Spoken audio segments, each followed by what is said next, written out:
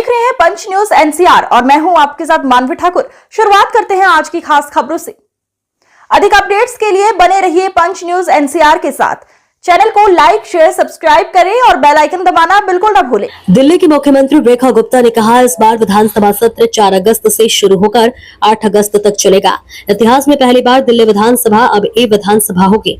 ये पेपरलेस होगी। केंद्र ने इसमें हमारी आर्थिक मदद की है। दिल्ली विधानसभा में 500 किलोवाट का सौर ऊर्जा संयंत्र लगाया गया है। दिल्ली विधानसभा पूरी तरह से सौर ऊर्जा से चलती है। हमने दिल्ली सचिवालय का भी डिजिटलीकरण किया है। बहुत ही खुशी का अवसर है।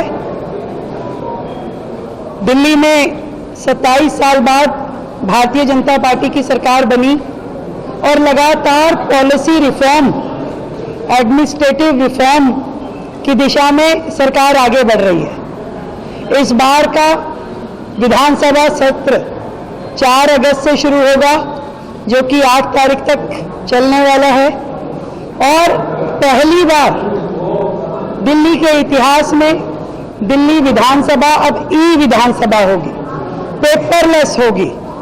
ये अपने आप में बहुत बड़ा कार्य है, जिसको इतने छोटे समय में हमने दिल्ली विधानसभा के लिए पूरा किया।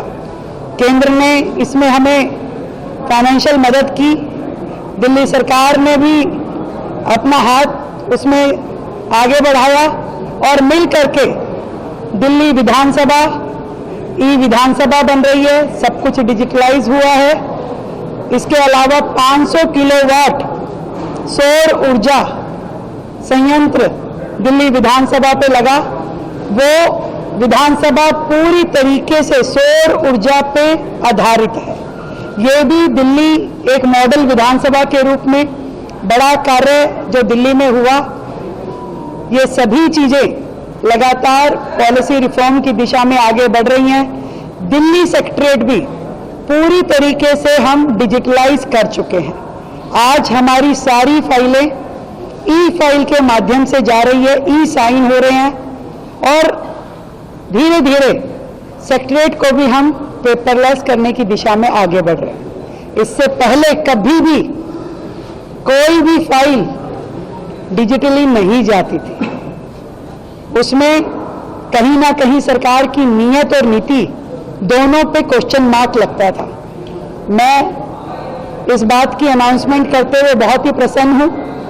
दिल्ली विकास की राह पे लगातार आगे बढ़ रहा है। दिल्ली में नीतिगत परिवर्तन भी हो रहे हैं और टेक्नोलॉजी का भी उपयोग हो रहा है। छोटे से छोटे चीज हो, गड्ढे जल भराव से लेकर के बड़े से बड़े नीतिगत फैसले जो हमने 24/7 एस्टेब्लिशमेंट दिल्ली में काम कर पाएंगी। अपनी शॉप्स एंड एस्टेब्लिशमेंट एक्ट में हमने इसमें जोड़ा।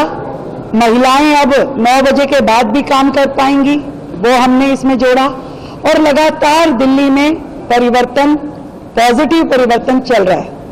बहुत खुशी है मुझे।